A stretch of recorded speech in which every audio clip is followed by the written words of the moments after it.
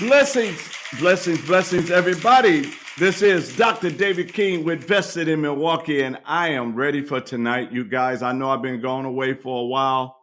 I've been busy and I've been down in my body. So I've been resting, but I'm also been very busy with uh, the head coach of Kingdom Prep Lutheran High School basketball program. And our season begins on Monday at 7 p.m. Well, 4 o'clock is JV2, and then at 5:30 JV1, and then at 7 p.m. varsity will play our first game over at Kingdom Prep Lutheran High School. Come out and join us. Also, I want to say thank you to Fee Spot for considering our podcast as the number 9 of the best political podcasts in the state of Wisconsin.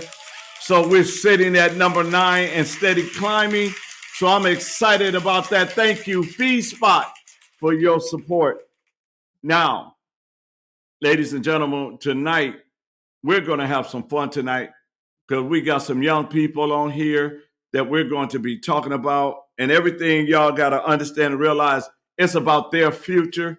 It's about the next 4 generations. It's about helping them get to where they desire to go in life. And it's about them not getting tangled up in the political lies. As we can see, so much been going on and the lies on top of the lies on top of the lies. And yet, nobody end up getting anything but disappointed.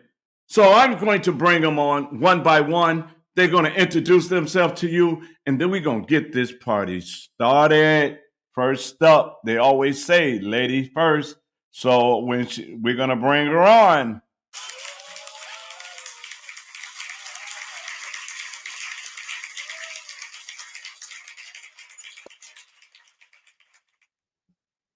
How you doing? Tell everybody your name and how old are you? I'm good. How are you? My name is Jayana and I'm 18 years old. Jayana, and she's 18. I told y'all we're after the young people. We're not playing tonight. Let's bring up another one.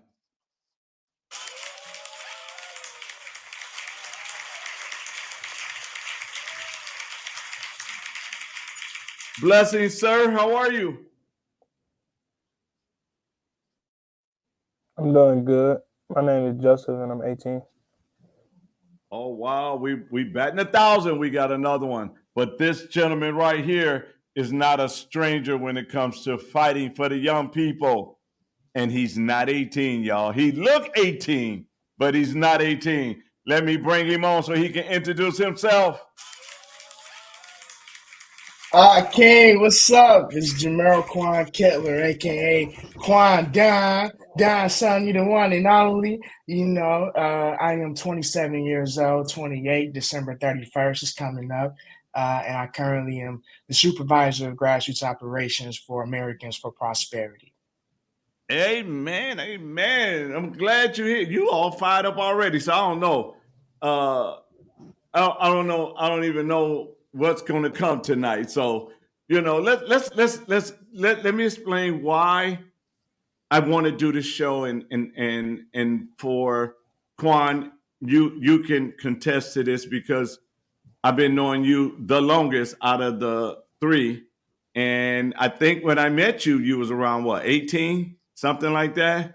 Yeah. And When you met me, I was 18 years old, still writing raps, King, man. I was still wet behind the ears. You got me early. yeah, so I remember meeting you and first conversation. You asked me when you gonna run, and I decided to jump in the fight. Well, I'm always fighting, but so I decided to do this because of a number of things. The two 18-year-olds that I have on here, I have a name for them, and I call them the Desert Babies. And I'm going to tell you why the Desert Babies.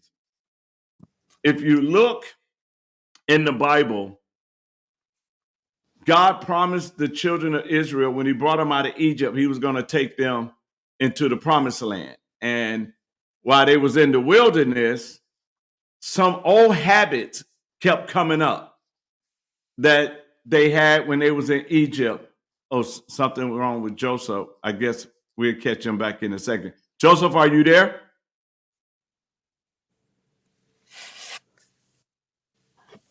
I see his mute button on, so I'm sure he's there. So what ended up happening, the older generation, they kept complaining and murmuring and crying and everything, to the fact God got sick of their disobedience, their murmuring against him. So all of them died in the wilderness except for two, and that was Joseph and Caleb. Everybody else was born there, right? So they wasn't caught up with the old bad habits of everything. And the desert babies are not caught up with the lies of either Democrats or Republican, right? They fresh, right? And so we want to give them the truth from the beginning. So they'll know that, and Quan, you can jump in here at any time. They know neither party is going to save them. They're going to have to save themselves. They're going to have to get to a place where they know the truth. They make the right decisions when it comes to finance and the policies that goes behind finance, to education, through everything. And so this is why I call them the desert baby, because they fresh and they don't know all the lies. And if we look at the Black community right now, they always got the young people burning stuff up, right? They always got them terrorizing everything. But at the end of all of the riots, at the end of all of the commotions, what do they get, Quan? Tell me. What do they get?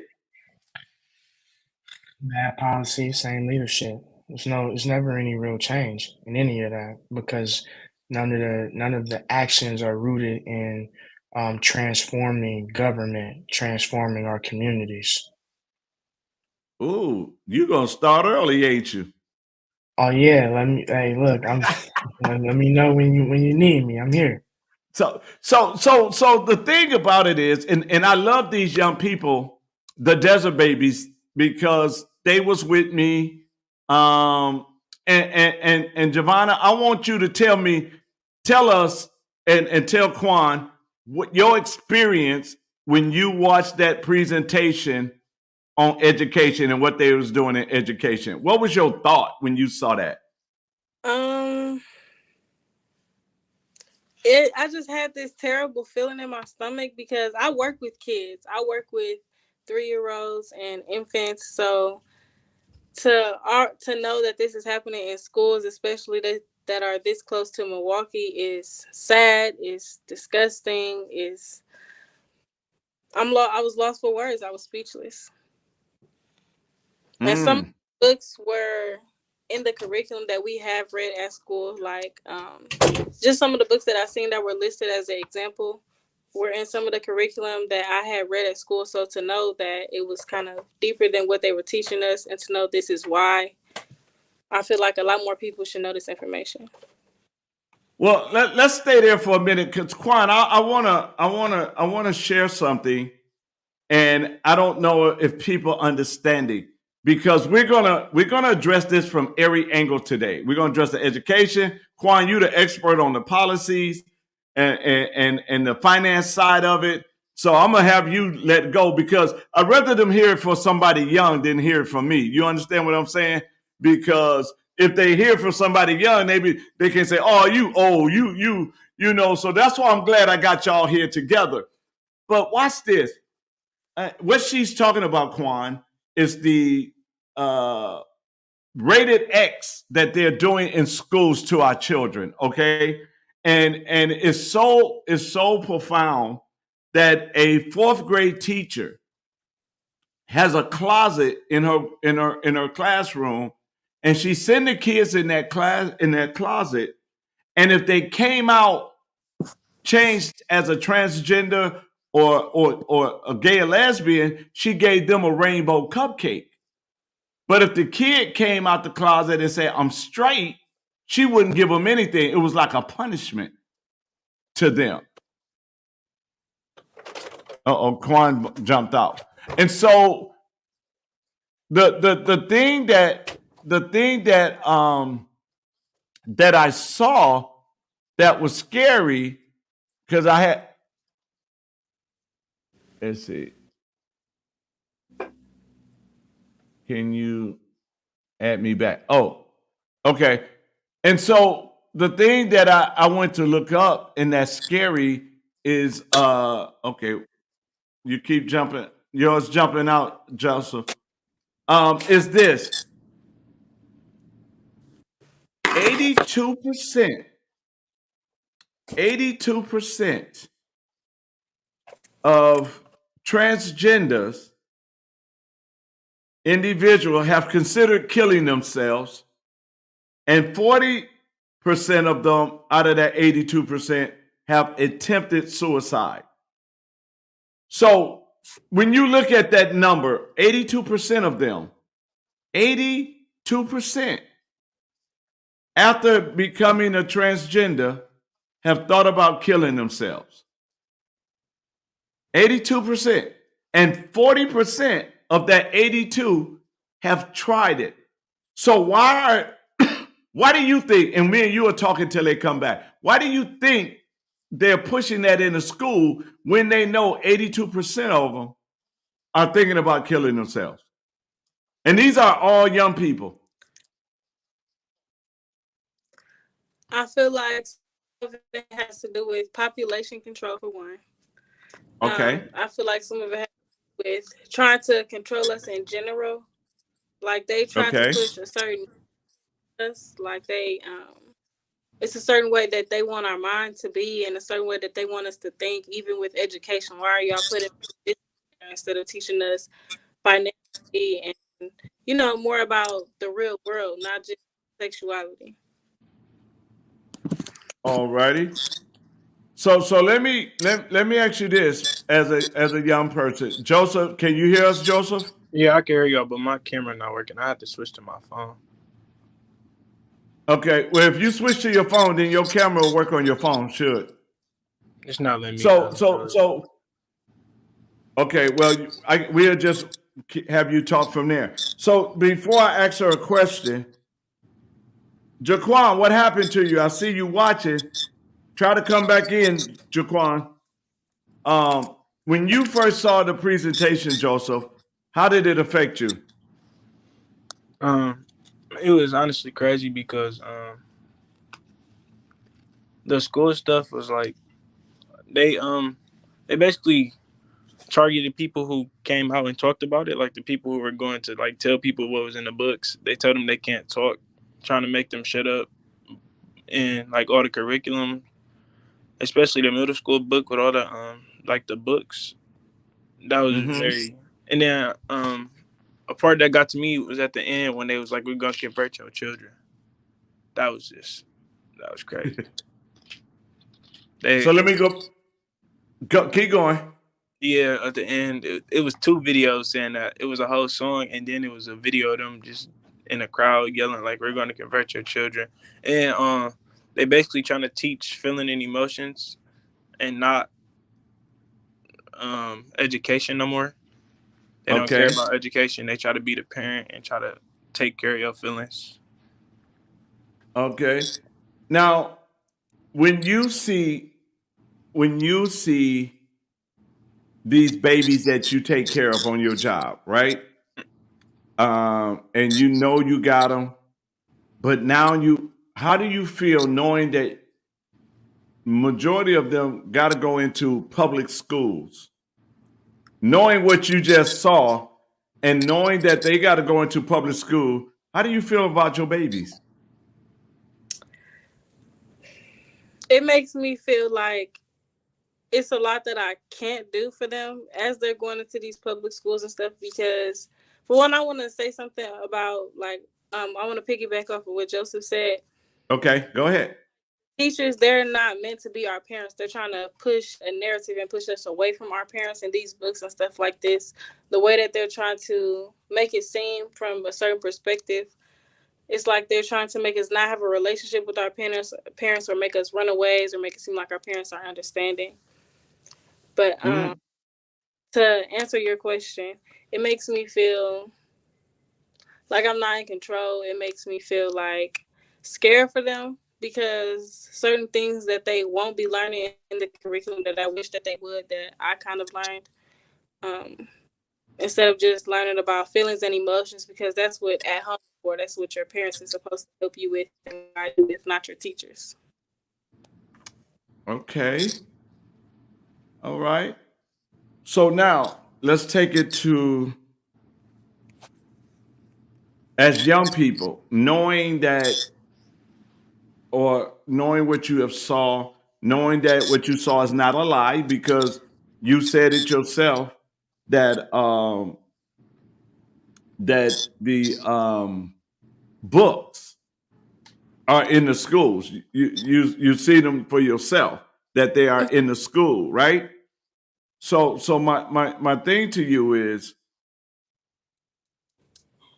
oh, there you go. So my thing to you is, now that you've seen all this, and you and I know you have a passion for the kids and everything. What is it that you feel that as young people y'all can do to stop this? I feel like my generation, like more teens at my age, if we all come together, we all have a strong voice. Like a lot of us are very bold with what we say. I feel like we will be taken serious, because we've been there and we've been in the education system, so we've seen all of this stuff that you're trying to tell us that we're not seeing, and then we've seen stuff that you guys can do the right way. So it's like,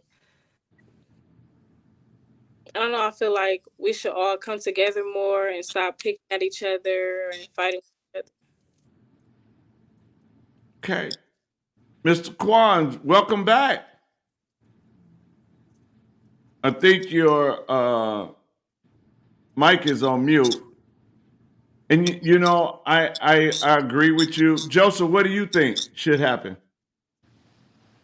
Yeah, it's pretty much like a lot of kids my age, they don't got the right guidance. So nobody pointing them in the right direction. If they was to get pointed in the right direction, we would be able to like come together and stop and change for like our younger siblings, or like the people that's coming after us. But they yeah, it would take us to come together as a whole. Okay, Kwan, are you with us?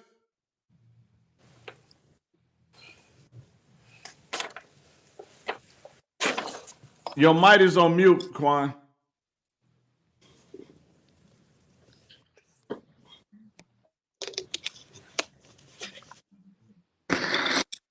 Kwan?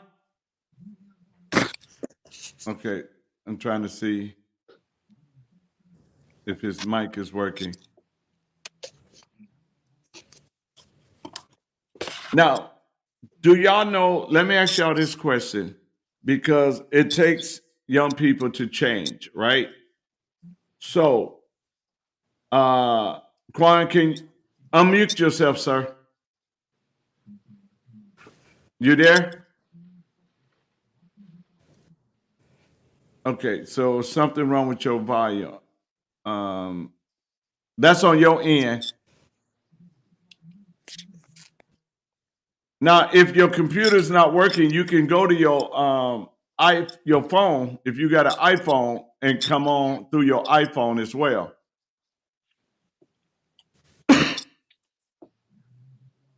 Try your let's see.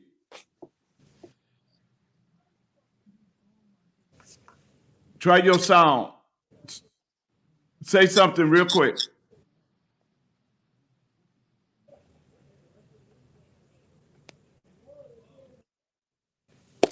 Kwan? Okay. So do you feel, and I'll ask both of y'all this question while Kwan is getting his stuff My together. bad. It's lagging so bad. So I'm trying to click stuff and the mouse not there, and it keeps freezing up on me. So I don't know if it's gonna kick me. Oh, Okay, well, if it does that, then you know you can switch. You have an iPhone, right?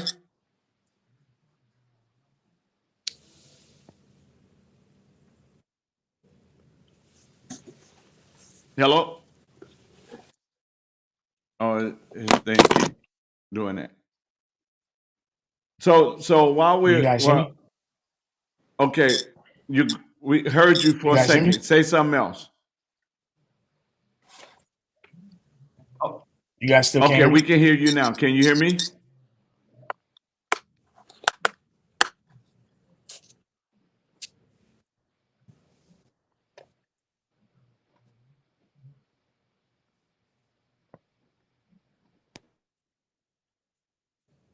Because one of the things that I want Quan to touch on, because he was 18 when he first got started, and I want him to share his experience with you guys, that it can be done at you guys' age. It can be done. It can be to the fact where um, it can be to the fact where um, you can change some things. You, your friends, um, your family members, your social media. Mm-hmm. Uh, what y'all do? I know when every time I say it, y'all laugh. What is it? TikTok? Am I saying it right this time? Yeah. Yeah. Okay. So y'all TikTok, y'all Instagram. What other social media y'all do? Because I know y'all got some new ones we don't know nothing about. No, that's pretty much it. Um, Snapchat, Okay. Instagram, Facebook, Twitter. Okay. And your Facebook, your Twitter. So when we look at what's going on right now, okay, because being the desert babies, and y'all didn't really uh, deal with this as much as it has been dealt with, but let me just move that over a little bit. Okay. Um, for years, if you go back and do research, for years, the black community has been used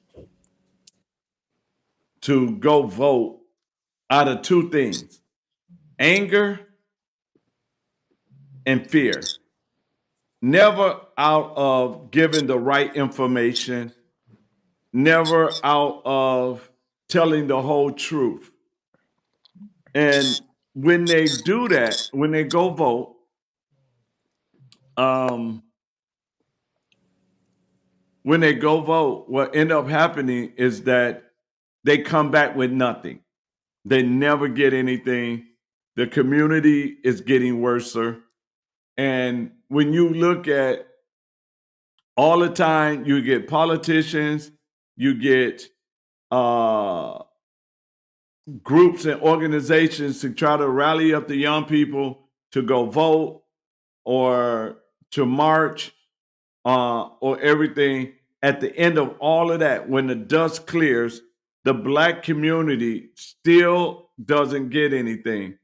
So let me ask this question to you guys. What what do you guys want to see? What kind of change do you guys want to see? Because we got an election coming up in February. What you guys want to see in the next 4 years? as in like school.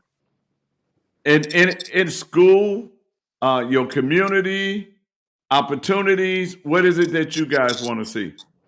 Um, in the city of Milwaukee, like more help towards the youth that don't have like support for themselves. Like the group of young people that don't have no motive or not able to do nothing, have nobody to look up to. The violence in Milwaukee, I always want that to change. That's very bad. In school, get more teachers that care about education and your feelings, not just your feelings. That's not the point of education. Teachers that's gonna teach you the right way Okay. and be like keep you on your stuff. Basically, administration that help you do better. Oh, so in other words, some leadership that will uh, hold everybody accountable. Yeah, yeah. Okay. Ma'am. I feel like we need a bigger support system, not just in the schools, but in the communities. Um, that's like speaking like just not more people our age, but more adults too. Part of the reason why some teenagers are like acting out and stealing cars and stuff like that is because they don't have adults and stuff, and the ones that they do have don't care. So you can't really say that they do have people in their life that care for them. So I would say like someone that can vouch for them. Oh, Um, okay. what else? More like community events like that are put together and stuff. I don't know if they still do it, but like at the park, they used to have the Father's Day events and stuff like that. But I feel like they should celebrate the kids too. Mm, Um, okay. I like that. what else? Um, Now, more Quan, tips. go ahead, dear. Go ahead. Oh, more internships, not just like yeah, more internships downtown too, so it opens them up to more ideas instead of just working at fast food restaurants or state fair for the summertime, or even working with kids. They can work somewhere in like the state building or something like that, or it don't have to be the state building. It could just be somewhere downtown, so that they know there Mm, is more to Milwaukee, or there is more to the city. got you. Now, Quan, unmute yourself because I got a question for you. I'm here. What's up? All right, welcome back. Welcome back. Um, Now these young people are 18. You started when you was 18. Yeah. All right. Uh, and they have a desire to fight for their future. Joseph is going to college so he can become a lawyer because I think he's doing law, and then he wants to run for office. That's what's up. Uh, she wants to run for school board. Okay. So why don't you give them a little of your experience at your age of 18 when you first got wet, when you first got dumped in the cesspool? Yeah. And man, it was bittersweet because your youth people look at it as a disadvantage. Um, Even more so, I think the ideas that we have as young people sometimes can be overshadowed by what others may view as experience. Um, I was one who believed that if you have the right experience around you, you could refine great ideas that come from young minds. I was blessed enough to have people like you, King, and Orlando, and Chris around me to really take the young, brash, energetic ideas I have and inject some of that real world experience into it to help me better manage my own expectations.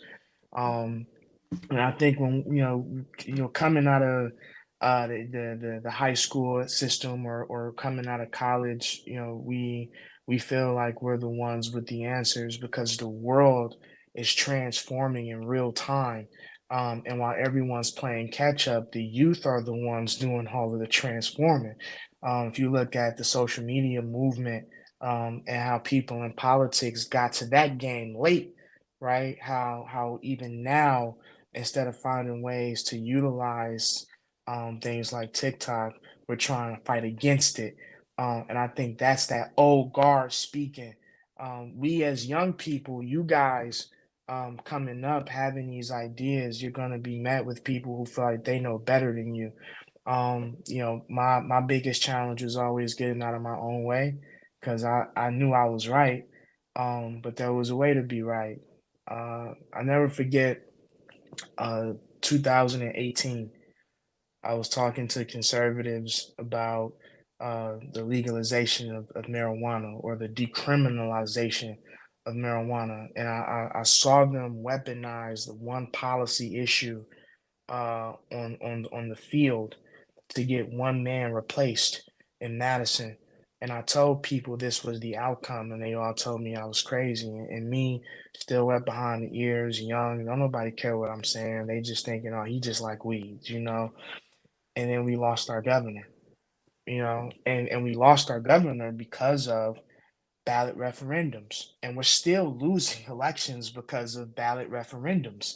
And so things like that where you might be able to foresee the future, but people around you, because they're older, may think they're the ones who are right. Don't be afraid to listen and take in that knowledge. Don't be afraid to learn from the ones who came before you, but never give up on your vision and your the way you see things either. That's going to be really important, is maintaining yourself through everything. You know, people are going to try to change you and mold you and turn you into what they believe is the image of those roles. You know, there is no blueprint for what a good school board candidate looks like, right? You were a student, you were closest to the problem. You are very you aren't too far removed from those systems. You know better. You do, and you should let nobody tell you different, you know. But you're going to be faced with that opposition. You're going to be challenged. You're going to go through things like imposter syndrome, you know, where it's people who you grew up with who like, you really doing that? Why you wasting? That don't really matter, you know. It's going to be so many people in your ear, and it's really going to be left up to you, to not only believe in yourself as a leader, but to believe in the idea and the vision that you can transform your communities and your institutions for the better. Man, I'm so glad you said it like that because, you know, in lacrosse, the mayor of lacrosse, the youngest mayor of lacrosse, Wisconsin, was 19 years old.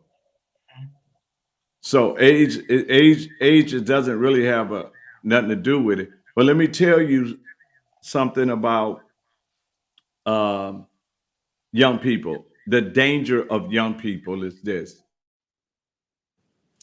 you have the tools in your hand on a daily basis. You you own the phones, you own TikTok, you own Instagram. Sometimes go to Google and just Google some stuff to find out what's really going on. And the thing about it is, you said it right. She is right now the best candidate for school board. Why? She was in there. She knows the money is not going into the schools. She knows the teaching is not being taught, the education is not being taught where they can learn and be prepared to come out of high school and be prepared for the world. You know, she's know that she's just coming out of it, like you said. So she's a great candidate right now for school board, even in this election coming up, because, like you say, she was there. The ones that's in the school board right now, they out of touch. They don't know what's going on. What they know what's going on because they don't want okay the curriculum. They don't want okay the budget. So they know the money ain't getting in there, but they're not saying anything about it. You see what I'm saying?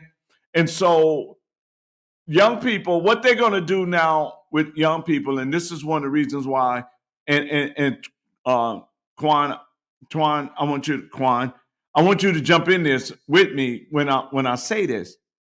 Organizations are after the young people because they are desert babies, because they don't know the politics, so they can tell them lies, right? So they, for example, they can tell them the lies. It's a woman's body, right? So you can go ahead and do an abortion, but then, and so the question is, I'm not telling them go fight against this. Just ask a simple question, and the simple question is this: if you're doing an abortion and you calling that a fetus, why, when a person kill a pregnant person, it's double homicide, right? So, just ask them some questions instead of not taking what they want, because they know that if I can get you emotional, right? Like you say, if we can get you emotional, if we can get you to be upset, if we can get you to not think and just follow our lead, then you're going to put the same people in office that you want to fight against. Mhm. Think about this, King. I know parents who use the school choice voucher who every 2 to 4 years go to the polls and vote against their own children's education. And you know Right? why? It is they are basing all of that off of their emotion, Yes. And and and it and, and is go ahead. Because you done it. got me started now. Yeah, no, I'm here, King. I'm here for it. No, it is one of those things where everything is planned. If you look at war notes from generals in Korea, China, they talk about breaking down the nuclear family. They talk about taking away our history. They talk about stripping us of our identities, and a lot of that is emotional work. Is when you think of things like CRT, right?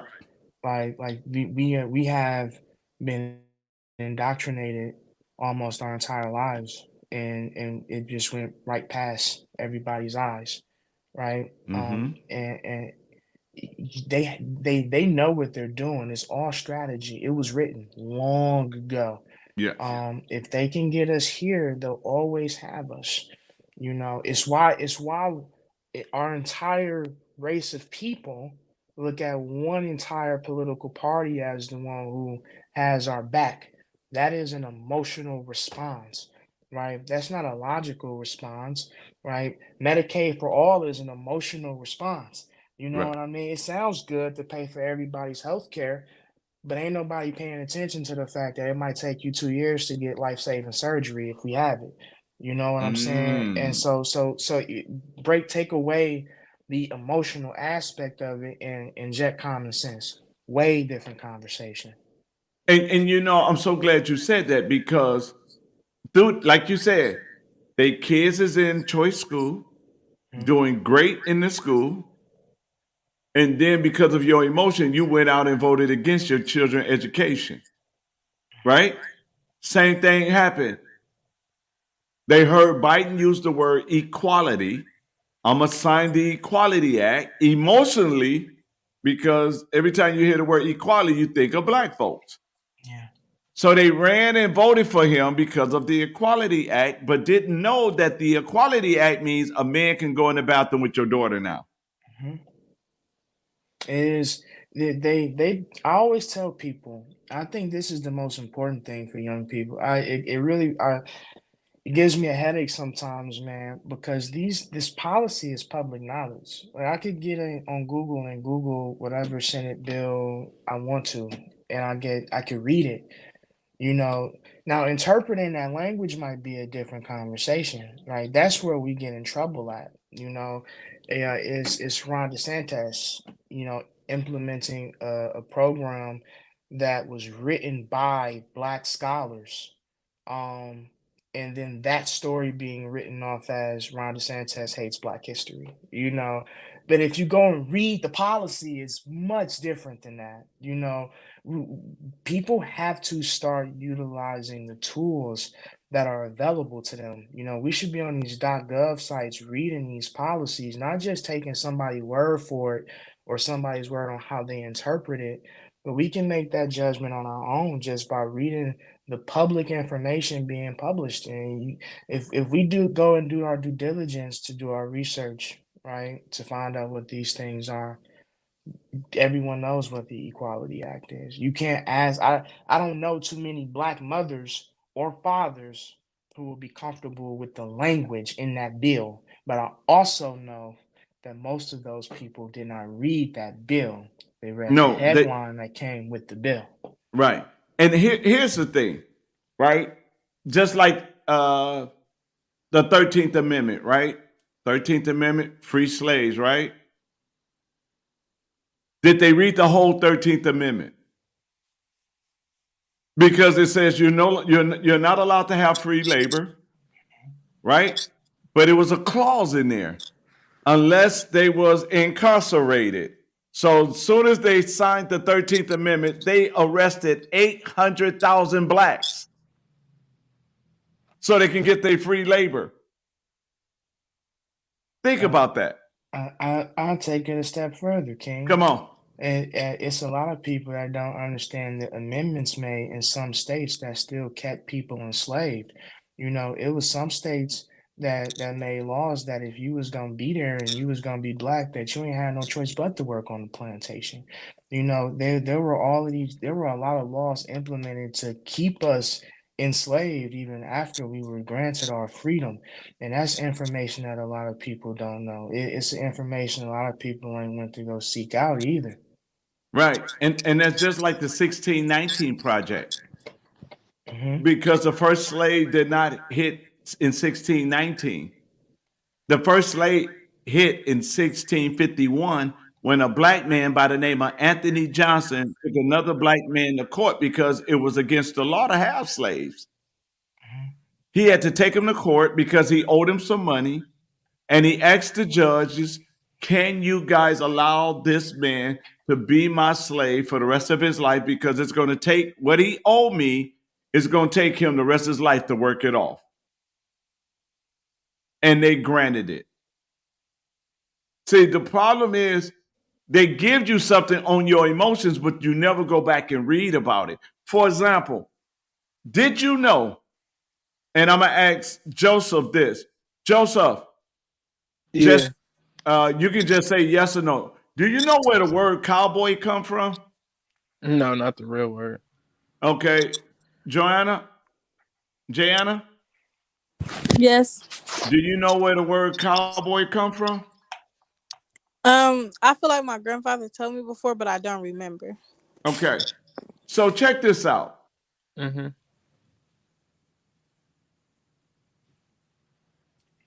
I think we done lost King.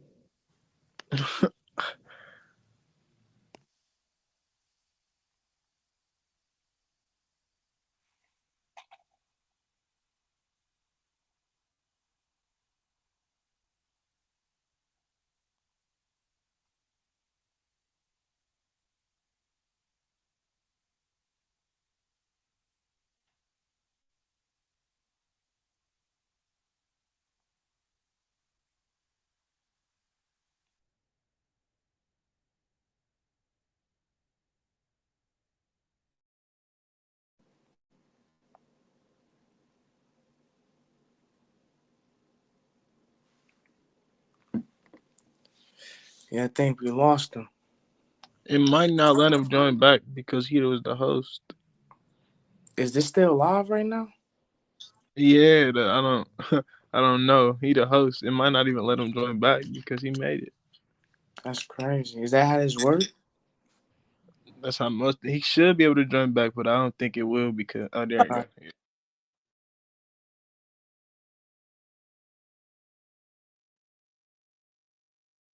Okay. All right. I think there we go. We all back? Can y'all hear me? It's catching me Yes, good. I can hear you. Yeah. It was getting me. Yeah, for some reason it bumped us And off. switch We over. back though. Let's see. Are we we're back. Okay. So can everybody, Yeah. I hear you. Joseph? Yeah. So check this out. White men used to be called cattlemen. Okay. Back then they would call a black man a man. So they called them cowboys. So As an that's where the insult. word originated from. And we didn't even know that. We didn't pay that no attention. We just went along with whatever was said. So if we start doing some homework, we'll start to know some real deal and have educational events like Won't you tell them, Quan, about what you do, educational events? Yeah, we actually just did another installment of Black Empowerment in Politics about 2 weeks ago at a barbershop over on 68th and Villard. My goal is to get people of all walks of life, not necessarily, in lifestyle, but in vote. I want Republicans and Democrats and Independents all the same to come into the same room to talk about policy. And for example, this past event we talked about the $500 million stadium bailout for the Brewers, the Milwaukee Brewers, or the Milwaukee Beggars is what I call them now. That was kind of flagrant what we gave them, especially after Milwaukee was close to bankruptcy. You know, um, and yeah, this is after the governor gave us all an average of $27 in tax kickback, whatever that's worth. Um, so, we had discussions about irresponsible spending at the state level. We talked about the 400-year tax increase due to the veto pen decision by the governor in the last biannual budget. We had a great conversation about the right of first refusal, which is going to increase energy costs by double digits if it passes. And I educated the people. Everyone had a really good time. I try not to talk about R's and D's. I try not to focus on individuals unless the policy is being spoken about and that person might have wrote the bill or signed the bill. But I really try to stick to the issues. Um, I found, working in grassroots for almost 10 years in Milwaukee, it's hard to go in the neighborhoods and just start talking about people. Don't nobody care about that because everybody going through something. They don't care about who running for office. A lot of people have lost faith that our leaders actually care about their well-being and their quality of life, and so they don't vote. And so I have to approach everything from a policy aspect. And even when you guys go out there, um, to campaign for yourselves, people are going to want to know, what is it that you can do for me? What is it that you support? What ideas do you get behind? Always start with the policy, always start with the ideas, because people can gravitate and relate to that. And everyone in that room that night did. And it's something that I've been doing for the last 4 or 5 years that has brought really great results in making sure that people are politically inclined when they're going to the polls or when they're calling their state representatives or their state senators, holding their legislators accountable properly. These are all very major parts of our political process. And that accountability piece of it, it is our job to do it because we are the employers of those elected officials. And it's been a pleasure and an honor of reminding my people here in Milwaukee of that. So let me ask you this question. Since we're talking about policies and we know January starts a tax hike, sales tax. Mhm. So what do you think that's going to do to businesses in the city of Milwaukee? Well, I'm gonna keep it honest with you, Ken. You know how I feel about my city. I love it. I love Milwaukee, man. Yeah, this has been home for a long time, and it ain't too much. I look at everything through rose-colored glasses when it comes to my city. I only see our opportunity to be better, especially when I get to meet great young people like the people we got on this call today. I think that the vision is bright. But I also feel like it could be a hindrance to businesses, small businesses, mom and pops, especially in areas like downtown Milwaukee, where it's almost impossible to pay the cost to operate in those areas, and those businesses leave or they move to more suburban areas, or you never hear from them again. But if you're going to make it harder for consumers to go and shop, if you're going to make it more expensive, you're going to continue to shrink their buying power, then you're inviting a mass exodus. And I don't think I hope it doesn't get to that point, but those are some of the consequences that we deal with when we have tax increases. I mean, look at Illinois and New York and California, right? These are all places who hold major metro cities. that are just way too expensive to live in, and they're very slowly becoming desert towns because nobody can afford to be there anymore. And I'm so glad you put it that way because it's going to be a mass exodus, even though the people are going to stay living here, but they're going to take their business to New Berlin or Menominee Mhm. Falls or Yes. Germantown, where those now. You see what I'm saying? And so, because like you say, everybody's dealing with something. If I can save something, I mean, look how many people drive all the way to Woodman's to get their gas because it's a little cheaper. So look how many gas stations they passed up just to get to Woodman's, right? Mhm. Or Sam's Club because they gas is cheaper. So if that's cheaper and they're driving that far just for gas, what do you think they're going to do when it comes to the grocery else? And Yeah. so, and I think that for people who trying to open up in this, do they open those businesses up in the city of Milwaukee? You know what I mean? Do they open it up in Milwaukee or do they go outside? Because the city and the county raise sale tax. So do we go outside of the Milwaukee County to do business now, or what kind of relief, well, we don't know yet because of what's going on. But I do want you to touch this because you're grassroots. We have two young, bright 18-year-olds who want to fight for the future of not only themselves, but the ones that's coming behind them. Give them some grassroots uh, nuggets. Oh man, look, hit the ground. Hit the ground. Go talk to the people. It don't matter how hot it is or how cold it is. It don't care if you got.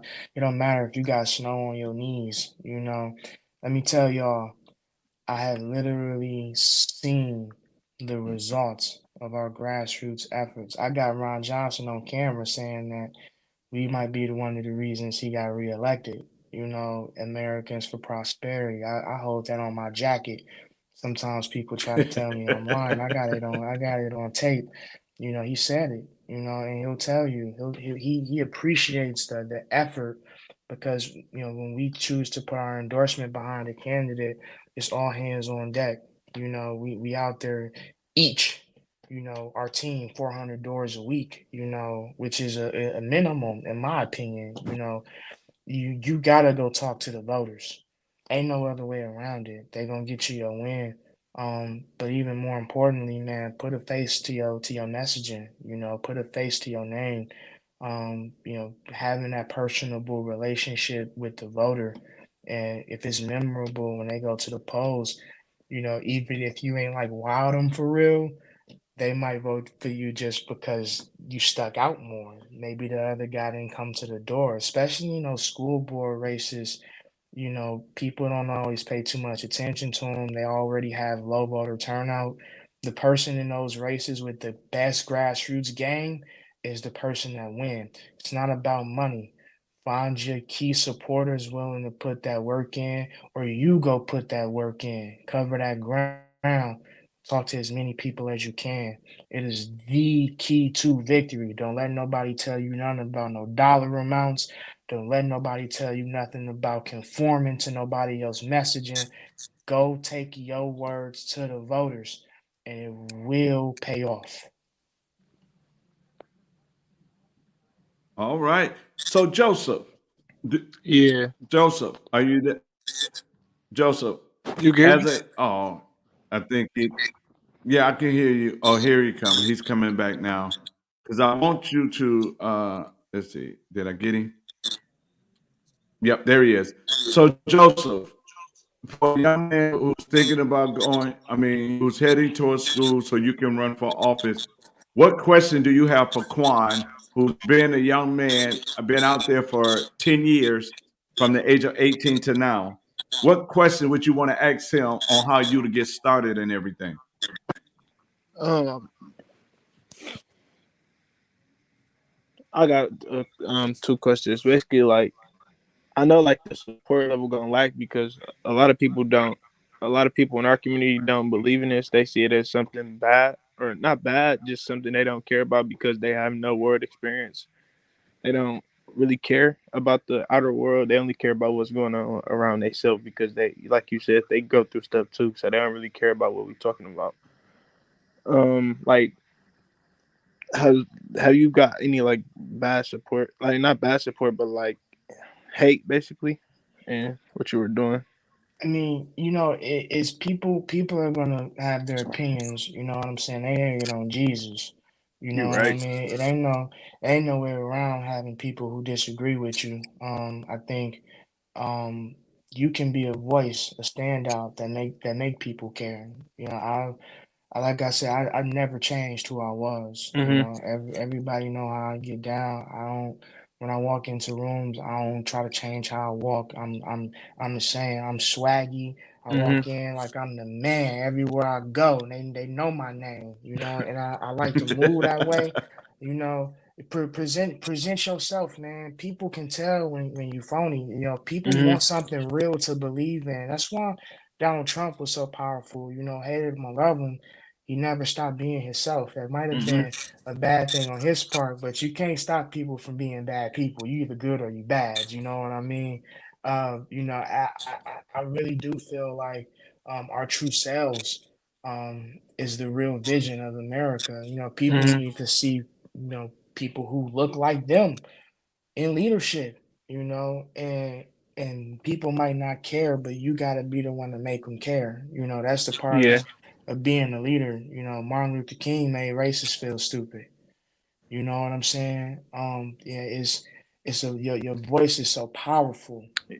That's why music is so influential because it really is something that controls us, our energy and our mind. Yeah. It's not just the instrumentation, it's the words. And it works that same way in politics, man. If you got a passion for it, if you care about it, you invested your time and energy into it, share that love, man. Share that information, share those answers. And don't be afraid to get uncomfortable. Mhm. You're gonna run into people who might not agree with you at all, and that's okay. Try to understand their point of view and provide them perspective from yours. But it takes time. Nothing ever happens overnight. It's you're not gonna stop the hate. And you can't convince somebody who don't want to be convinced. But it's gonna be people out there who might give you pushback until you provide them reasons to care. It is all going to be on your shoulder. Politics is a thankless job, bro. You might have all the answers and all the help. Ain't nobody gonna care until it's too late. Ain't nobody gonna tell you thank you either. You're right. I was another question. What was the first step you took to get into it? Like, what did you do? Oh man, I reached out to Orlando Owens at the time. He was the African American outreach for the Republican Party. Mhm. I just shadowed him, man. I picked his brain. He gave me a lot of game early on. And you lucky to have brothers like King around you. Mhm. Cause that's gonna really help mold you, man. I had to learn politics. Like I was 18, just like you. I had ideas, but I didn't understand how government even worked. And so I had to start from scratch. School taught me a lot of things, but I also didn't pay attention in school a lot. The standards of getting through the grades sometimes wasn't the highest, so I could Mhm. slide by not knowing much if I wanted to. I had to learn all of that on the go, man. The proper role of government, the different branches of government, Yeah. what they all do, all of these different laws, and our power as voters, as human beings. All of that stuff was a learning experience, and I'm still learning. Yeah. And so just reading and asking questions, hearing other people talk, that's where I found my confidence in my voice.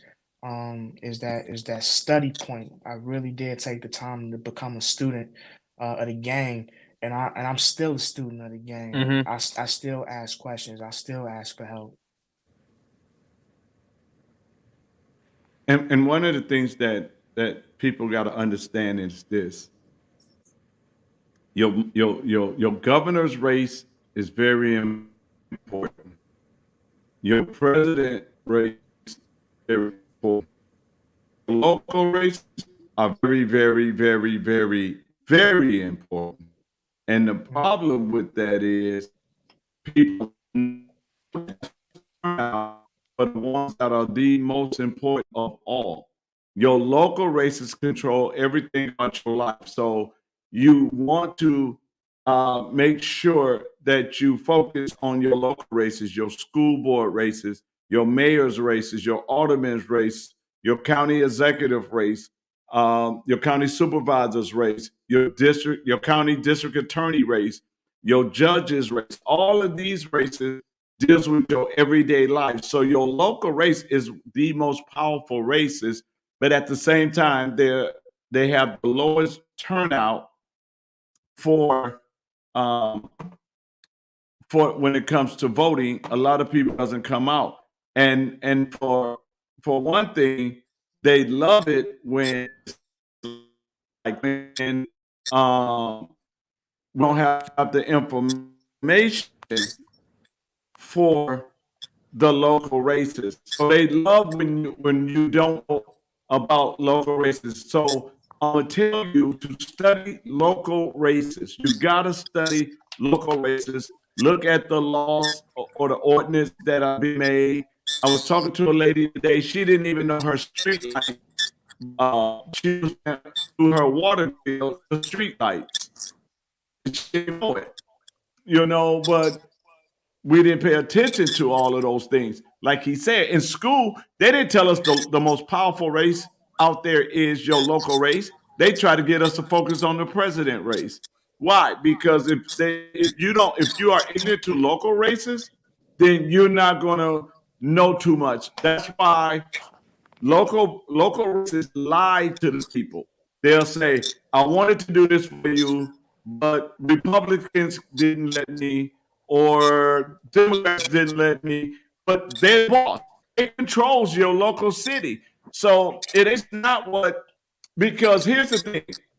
They raised taxes because they wasted their pension. They had nothing to do with Republicans or Democrats. That was the leadership of our city. So, you guys want to always make sure you're paying attention to local. School board, over $15,000 a kid in MPS. And if you put 27 kids in one classroom, that is $405,000 in one classroom. How come the classroom don't have the money it needs? These are the things that you have to really look into and see. Why did the mayor of the city of Milwaukee in 2018, when he was an alderman, made an ordinance that a parent who has a child that might be confused sexually cannot get any conversion therapy in the city of Milwaukee? So you gotta know what they're doing. He made that law in 2018, and then you look at 2023, where the county supervisors made Milwaukee County a sanctuary for transgenders and non-binary. All it is, you gotta understand. This didn't come from the state. This didn't come from the president. This came from local uh, uh, elected officials, which you are their boss. Their job is to represent you. And all you're supposed to do is look at your city and say, is this how I want my city to look? Did I want sales tax to go up? Did I want services not being done on my side of town? Did I want it to live in a city that is not safe? If the answer is no, then you have the power and the ability to fire them. But they don't want you to know this kind of stuff. Javon, what questions do you have for Quan?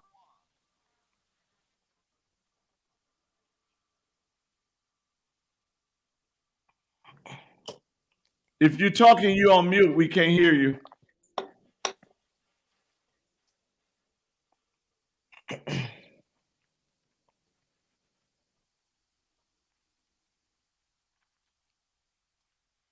So I think she don't might not know she. So we'll talk about, and I'm glad you. Like you said, when you had to learn, and I'm so glad you said that. So for me, for the young people, I want to say it this way: they got to be fat, FAT. They got to be faithful to the cause, available to the cause, and to be taught, to be teachable of the cause. You know, if you fight in school board, you got to be teachable. You got to know what everything about school board. You fighting policies, you had to be educated on policies, right? Somebody running for aldermen or even me running for mayor. You know, you got to know these things. You got to know the budget. You got to know the departments and what they're supposed to do and what they don't supposed to do. You got to know not only business, but you also got to know community. You got to know it all. You can't just say I'm gonna do something and you're ignorant to everything.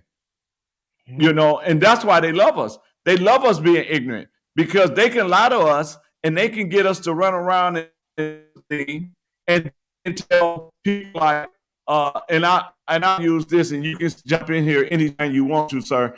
But you got people saying, "Well, we need to go to the NAACP," and I'm like, "Why? When the NAACP don't even support you? Yeah, there is They don't there is support you."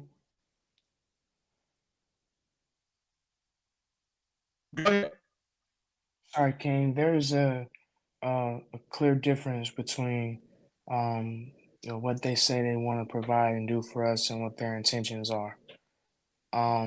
You know that Yes. you that part about being teachable, and that fat statement is so important, because some of that is being able to learn the right way that these things are supposed to be done.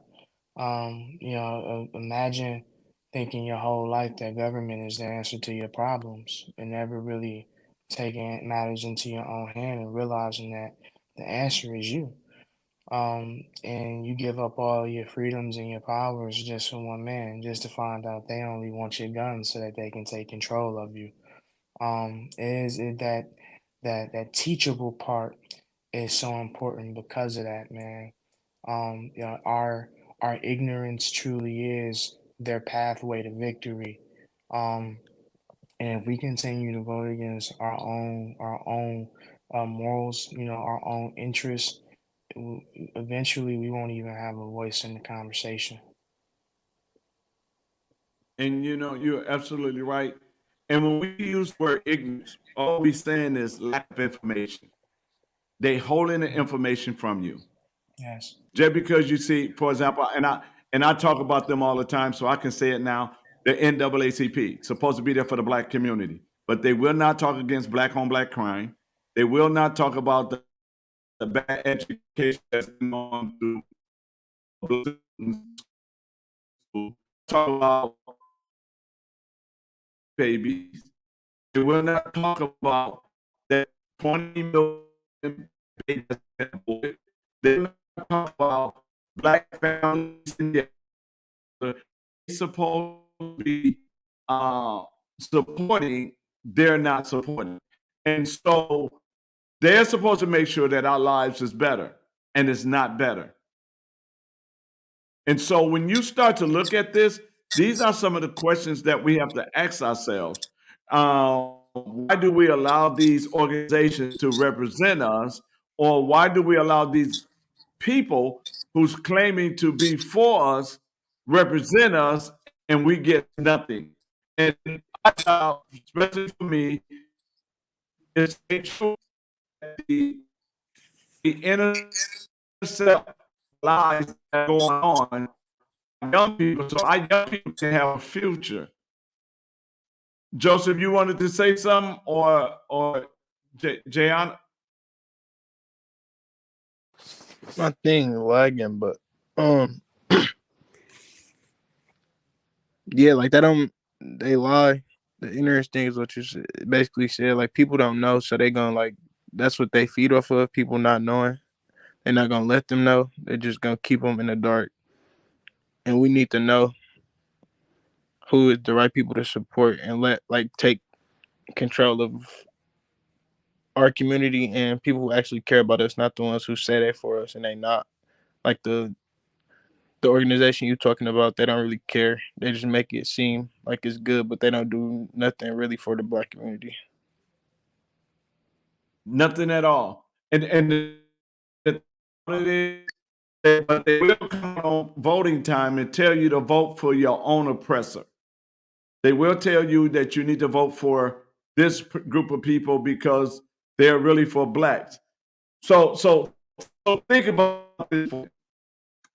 You have all these people tell you that these group of people for the black community, and the black community is suffering the way it's suffering, and it's getting worse and worse. Then you ought, sometime you're in there, you got to ask yourself, are they really for me? It's just like being in a relationship, and you tell you tell your woman and say, you know what, I got your back. But every time she has a hard time, every time she's going through something, you're not there. Do you really have her back? No. Exactly.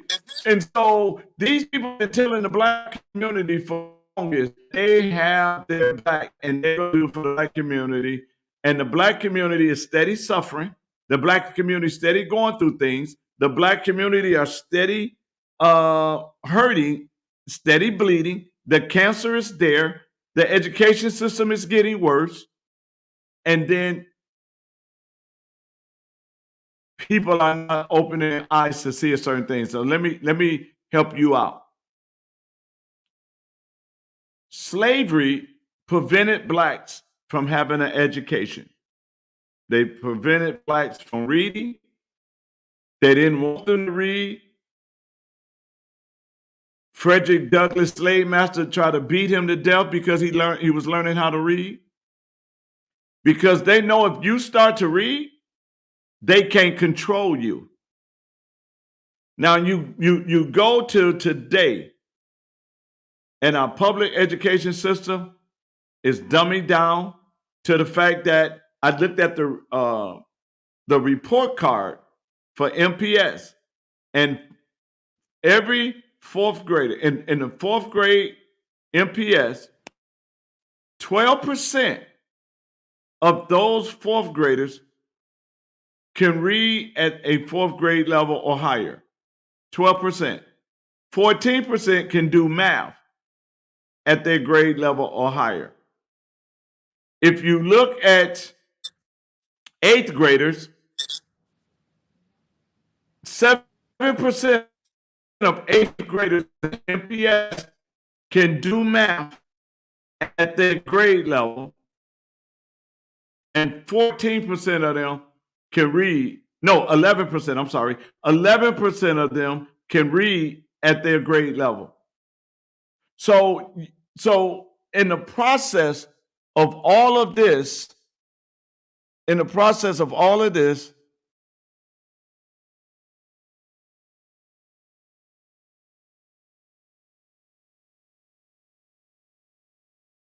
okay, you know, people say, and Dorothea, I love you. You know I love you, Dorothea Macon. But here's the thing about it. 53206 haven't got better. Northridge Lake, the Meadows ain't got better. Crime dropped in the hood, as they said. I'm gonna tell you why. Because of degentrification. They moved them out of there and they moved them to another location. And they said crime dropped. No, you move some people into that area, and then you move some people out there. So crime didn't change, crime just moved. That's all it did. You never, the young people don't know this, but there was never crime in Northridge Lake the way it is right now. Northridge Lake never had crime like that. The Meadows didn't have crime rate like that in the Meadows. Matter of fact, you can go over there now and probably get you a townhouse, a condo in the Meadows for $5,000. It was never like that. The way Northridge Lake look, the way the Meadows look, is the way Palmer and Lloyd used to look, or the way Second and Brown used to look, or the way any other areas over there used to look. Reservoir, First Street, Vine. Why? Because it was bad over there. They moved those people out, and the people that was out by Northridge Lake, where it was good, moved over there. So all they did was switch the people. That's it. That's all they did. And the crime just went with it. So as young people, you got to go back and see what it looked like. Martin Luther King used to be 3rd Street or Green Bay. That strip was all black. All black. Black on gas station, black store, black on pop shop, on restaurants, black on ice cream parlor, black on everything. We used to have a battle of the bands right there, Martin Luther King and Burleigh in the park it's called Rose Park now, but it was at the time it was called Garfield Park. And we had battles of the band. We would go there and the bands would play. We had a cage up there where the good ball players played, the other ball players played down over at Chambers. We had ice skating at the park. They would set it up. We would have ice skating. We had families neighbors that looked out for one another. We don't have none of that anymore. We allow government to come in and destroy the family. Go back and look at history. Go look up the poverty and war. What into the black community? See, we don't want to tell y'all what caused the problem. Government would never fix a problem. Government will always, and listen to what I tell you, government will always want to take over. That's why in the schools, they done took over your children in the schools. That's why if you take your child to the doctor asks the child, do you want your parents in the room? That's why the lieutenant governor of Minnesota is telling parents that you ought to pay attention, and whatever your child confirms to be, you ought to believe the child. And the child can be 5, 6, 7 years old and believe the child, support the child. Come on, are y'all serious? This is why Catholics put that confused with their sexuality, thinking they is gay, and you are not allowed to get them no conversion therapy in the city of Milwaukee. And he did that in 2018 when parents was not paying attention to what they was doing to them in the schools. It was always there. And so when we look at this thing for what it really is, and when we understand what's really going on, we have to fight for our young people. We have to give them the ammunition to fight. This is not, again, I'm telling you now, this is not a Democrat or Republican thing. This is our community thing. This is a community that got to come together. Stop listening to the lies. They are not going to do anything for you. They have not done nothing for you, and they're not going to do anything for you. Look at everything that went on. For example, Obama became president. Black folks thought, oh, this is over for us. We finna get ours. What did black get? Nothing. Then Black Lives Matter came on the scene. Everybody was excited about Black Lives Matter, right? And they was hollering Black Lives Matter. After the end of Black Lives Matter, who got something? Transgender got something. Black still ain't got nothing. Black still is waiting on things to happen for them. Blacks don't even have a sanctuary. And now they look at it as a problem when you have a mama and a daddy in the house. So this is why we got to come together, and we got to do what necessary. Pastors got to get involved. Older people got to get involved. Young people got to get involved. Excuse me. And we all got to come together and say, okay, you know what? Enough is enough. When are we going to stand up for ourselves?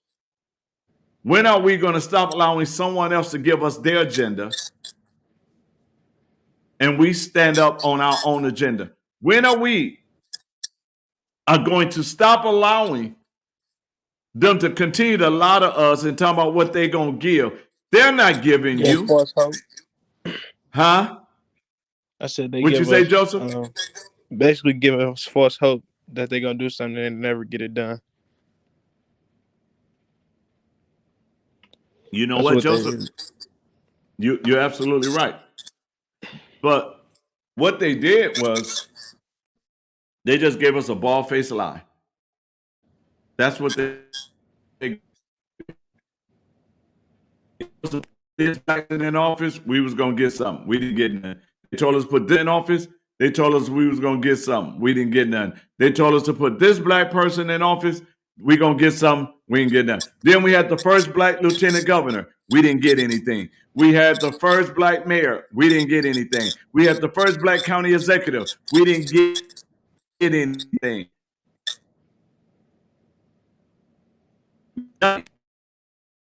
They make things against you instead of for you.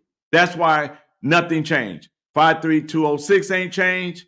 09, now 2025, 24 ain't changed. 23 ain't changed. And those are all zip codes I'm talking about. Education system, all you got to do is go to NAEP, National Assessment of Education Progress, and see not only Milwaukee County, but the whole state of Wisconsin are failing our children. The whole state is J. Lord Jesus, my tongue is getting tired now. Are you back? I wonder if hers is still messing up. Joseph, any last words you might want to say before we shut this down? Yeah, basically, what you just said. They need to stop falling for the lies. It's like y'all was saying.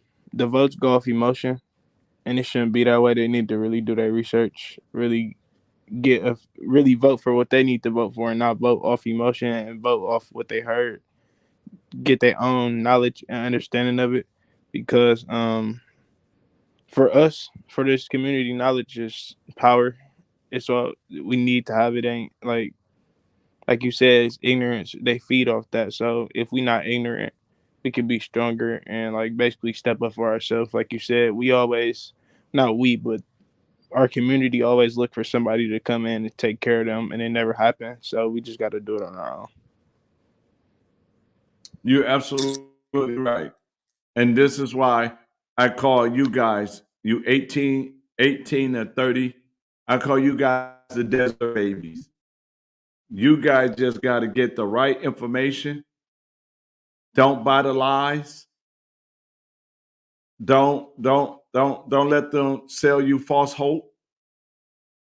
Because here's the thing, and I'll leave everybody with this. If elected officials re-elect me in office and I'm going to do this, the first question you ought to ask them is, why haven't you done it? You've been in office this long. Why haven't you done what you claim me to do? And I guarantee you, they're going to lie and blame somebody else why they couldn't do their job.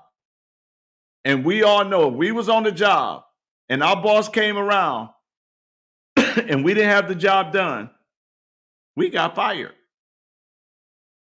And that's what needs to happen in 2024. The first election is February 2024. And we need to be informed. We need to be educated. That's why we do these shows, Invested in Milwaukee, to talk about what's really going on in Milwaukee, the good, the bad, the ugly. And we need to make sure that we're standing up for each and every individual Because it's just like when Joseph asked me, why was I running for office? I told him, because I'm fighting for you, your generation. I'm fighting for you guys because you guys need somebody to fight for you guys. And then I want to train Joseph them to fight for the next generation because their children are going to need somebody to fight for them. And then the children after them going to need somebody to fight for them. And I'm not telling you to fight from the left side or the right side. I'm telling you to fight from the middle. Fight from where the truth is. Fight for what's right for each and every individual, everybody in the community. Fight for what you believe in, what you love. That's what you fight for. Register to vote now. If you need help, we will help you register to vote. What's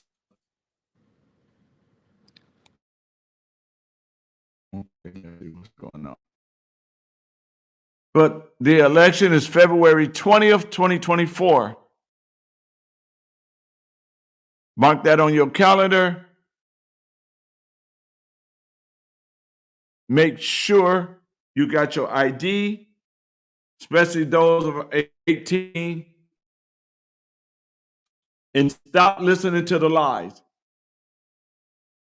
Stop listening to these people lie. I told Joseph them that I was fighting for them.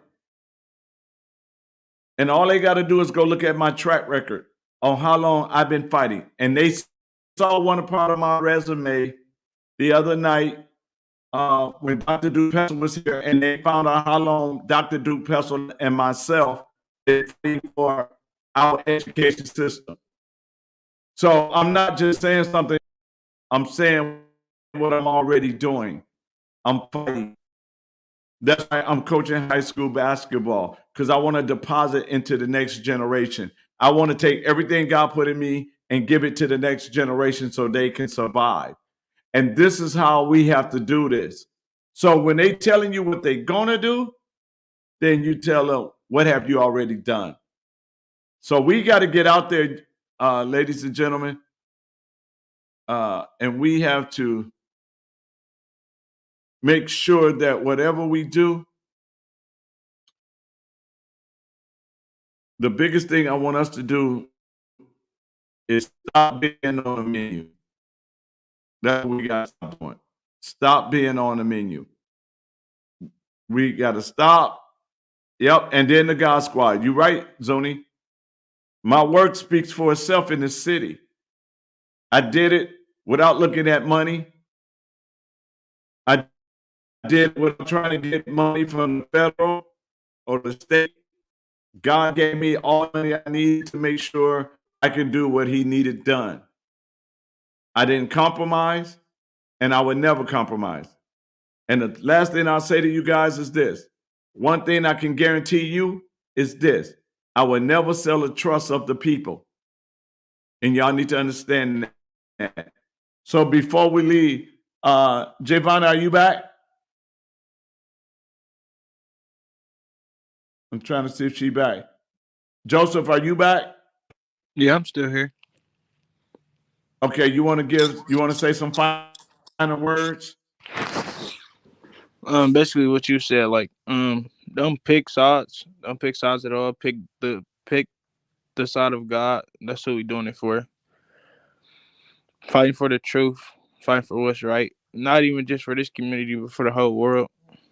At the end of the day, because it's a lot of bad stuff going on. The devil has a big influence, and we need to push more of God. So, yeah. All right. Now, y'all hear that from an 18-year-old young man. That's what I love to hear. 18-year-old young man. If his pastor call it, give her a high five over the phone. She's teaching them well over there. But last announcement, Kingdom Prep Lutheran High School. First home basketball game of the year is this Monday at 4 p.m. The address is 20 North Wauwatosa Avenue. That's 76 and right. The first game starts at 4. We will be playing Burlington Catholic Central. This game is a very special game. And the reason it's very special is because one of our coaching staff we lost in July 7th of 2023. We lost one of our coaches, Coach Dale Young. And our first home game, we will be honoring Coach Dale Young. So those of you who know Coach Young, we want you to come out, help support the family as we say, we love Coach Dale. We're dedicating this season to Coach Dale. We lost him to gun violence. So we want to also be doing awareness on gun violence. But it is our first home game. We're dedicating the whole season to Coach Dale Young. And so we ask you guys to come on out and support. We'll be at 2520 North Wauwatosa Avenue. That's 76 and right. And to get into the school and the parking lot, you have to come to 75th and right. So we're looking forward to the first home game to dedicate it to Coach Dale, his family, his fiance, his mom, his children, his siblings. So we're excited about it, and we want you guys to come out and support on that day. So it is Monday, December 4th, 4 p.m., 2520 North Wauwatosa Avenue. Please come out and support. This is Dr. David King. I thank you guys for being with us. I thank you guys for coming on, my guests. I love to talk with the young people. I like to empower young people because we cannot hand them the baton the way our city is right now and expecting them to do something that we did not take care of. And so I want us to come out.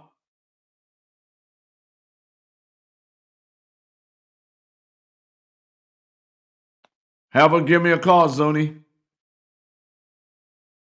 Give me a call. So we thank you guys for tuning in tonight.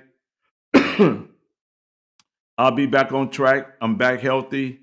And I just want to do what I need to do to make Milwaukee a better place and a place that we can brag on because I love this city. And I will fight for this city. I'm not going to leave it raggedy, but I'm going to try to clean it up to make it look the way it used to look when we was coming up. So this is Dr. David D. King, vested in Milwaukee. Thank you for tonight.